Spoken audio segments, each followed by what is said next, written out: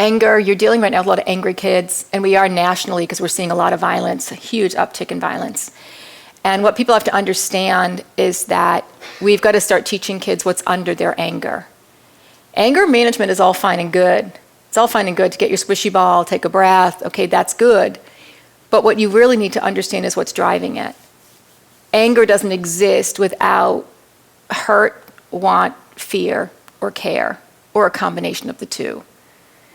So if you can just get to that child and say to them, let them go through their cycle of arousal and calm down, and then it's like, it looks to me like you wanted the ball and you couldn't have it. It looks to me like you're fearful that you might not get on the team because of your grades. It looks to me like whatever, somebody hurt your feelings.